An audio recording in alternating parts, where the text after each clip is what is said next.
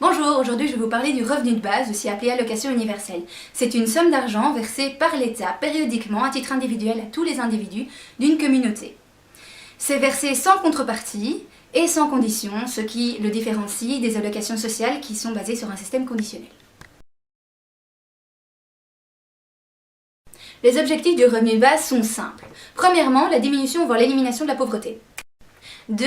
L'amélioration des conditions de travail puisque l'employé sera plus indépendant par rapport à l'employeur.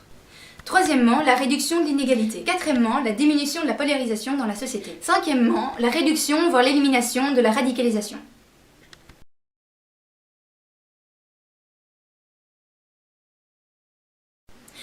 Le revenu de base répond à 3 problèmes que nous connaissons actuellement. Premièrement, la trappe à pauvreté créée par les effets pervers des allocations sociales. Deuxièmement, les changements que connaît actuellement le marché du travail, c'est-à-dire d'une part, l'insatisfaction quant aux conditions de travail. D'autre part, la mécanisation et l'automatisation causent des suppressions d'emplois.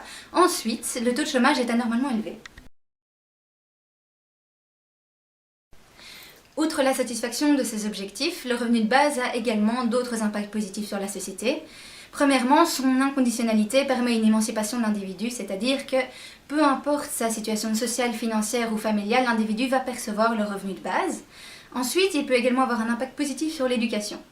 On peut également noter que le revenu de base a un effet capacitant, c'est-à-dire qu'il donne la capacité à la population active de se prendre en main et d'agir, ce qui, à son tour, permet d'augmenter une certaine motivation et de permettre à la population active d'être plus engagée et productive.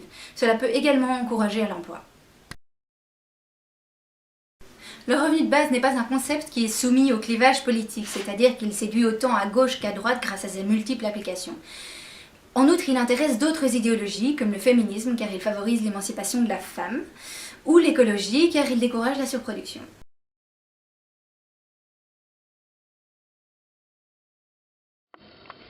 La première limitation du revenu de base est le financement. En effet, instaurer un revenu de base peut revenir à très cher, maintenant cela dépend du montant alloué par citoyen. La deuxième limitation est que le revenu de base pourra inciter les gens à arrêter de chercher du travail, mais l'effet des incitatifs est faible car le revenu de base ne couvre que les besoins primaires. Le troisième problème est que l'octroi du revenu de base à tous les citoyens d'un territoire pourrait provoquer une forte immigration.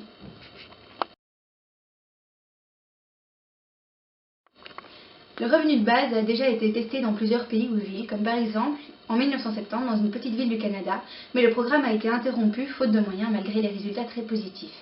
Ensuite, les Pays-Bas sont actuellement occupés à le tester dans la ville d'Utrecht et dans une trentaine de municipalités de moindre importance. Le revenu de base a déjà été mis en place dans plusieurs endroits, comme en Alaska ou à Singapour. Il sera en outre mis en place d'ici novembre 2016 en Finlande, qui sera le premier pays européen à l'instaurer à une échelle nationale. En ce qui concerne la Belgique, le revenu de base n'est pas encore d'application, même si cette idée est largement soutenue.